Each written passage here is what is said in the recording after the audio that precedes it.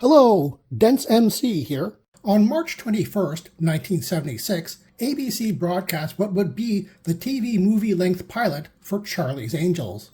In reruns, this was split into 2 episodes, but without a special title, so it's really known as Charlie's Angels, Part 1 and 2. In this inaugural story, the Angelic Trio, and Bosley, are hired to prove a missing vineyard estate owner was actually murdered and whose body is possibly still on the estate. With him missing for 7 years, by law, the estate will be inherited by the second wife instead of the estranged daughter. Kelly Garrett, played by Jaclyn Smith, poses as the prodigal daughter, but soon gets exposed by the crooked estate manager. Sabrina Duncan, played by Kate Jackson, then tries to impersonate the daughter too, but is found out by a local childhood friend who is not happy about all the odd things going on lately.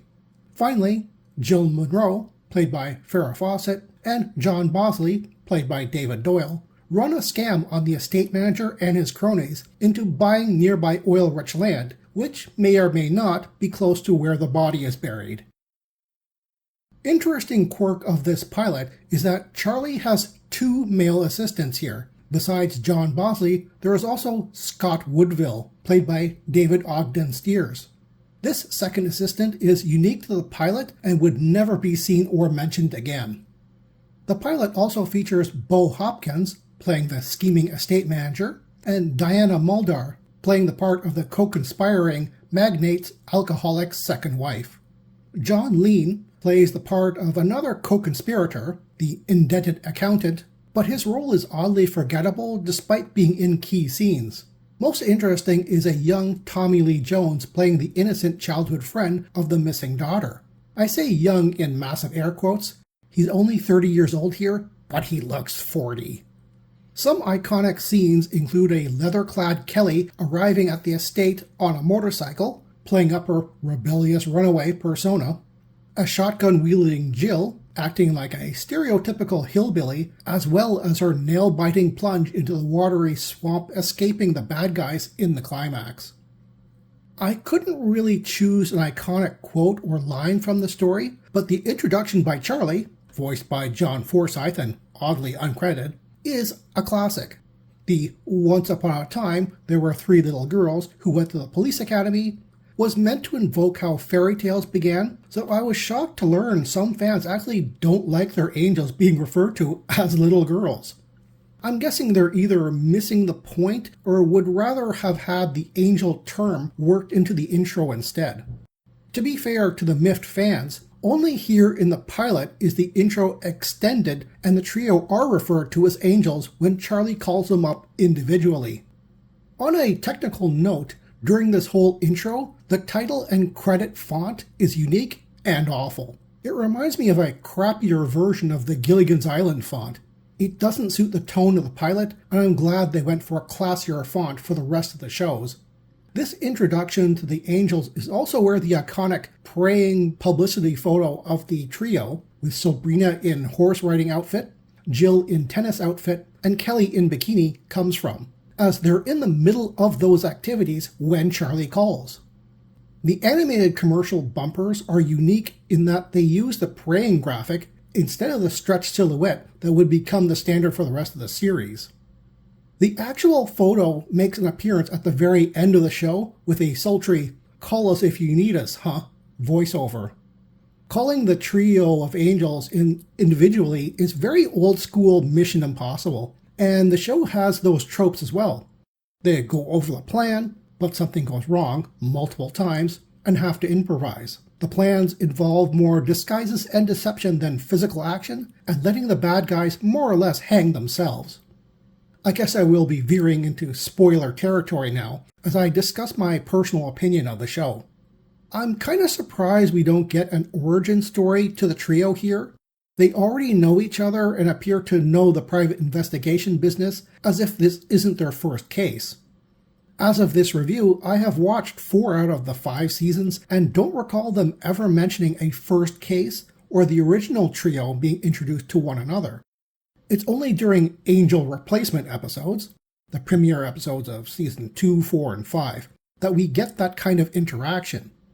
Despite that, this is a great introduction to the world of Charlie's Angels, and a fine mystery too, trying to prove that the original wine estate magnate hasn't just abandoned his family, but is in fact a murder victim, is compelling. The way the story is played out, while complex, is straightforward and easy to follow. I wasn't surprised that Kate Jackson's Sabrina Duncan character was forever pigeonholed to the more intellectual agent, since she's already a proven actress. What I was surprised at was how well Farrah Fawcett could act. While over the top, her hillbilly disguise is hilarious, and second disguise of a frumpy secretary impressive in its polar shift. Sadly, the beautiful model actress Jaclyn Smith just seems a little stiff. She gets a little better at emoting in later seasons, but this story requires her to have a lot of screen time, and her acting inexperience shows. Bo Hopkins' performance tells me right away he's the main baddie, but Diana Muldaur's great, nervous alcoholic acting had me wondering whether she was going to be the weak link in the scheme. It's genuinely fun to see a pre-film star Tommy Lee Jones acting as an aw-shucks local boy and nailing the part. Overall, I didn't feel there was any time wasted, nor was there any cringy moments where I felt the production wanted to lean on the looks of the actresses. There would be plenty of that in the coming episodes, as well as some questionable fashion choices. Here, the writing is definitely establishing the Angels as a not-quite-so-nonsense professional team. I especially liked the ambush and escape climax in the swamp at night. It was tense and atmospheric, with the actiony parts very restrained. A surprisingly near-by-the-book solid adventure. I say near-by the book as it has a mystery at the end which the Angels don't actually solve themselves, but is revealed to them. Who hired them in the first place? It's not something they needed to solve, but acts as a great bookend. Obviously, it's the missing daughter who just wants closure over her father's disappearance. There's also a heartwarming mention that the daughter returned and reunited with the helpful childhood friend. The Internet Movie Database, or IMDb, rates this a 7 out of 10, but personally I'd rate it an 8. It's not even in my top 10 Charlie's Angels episodes, but it's high up there.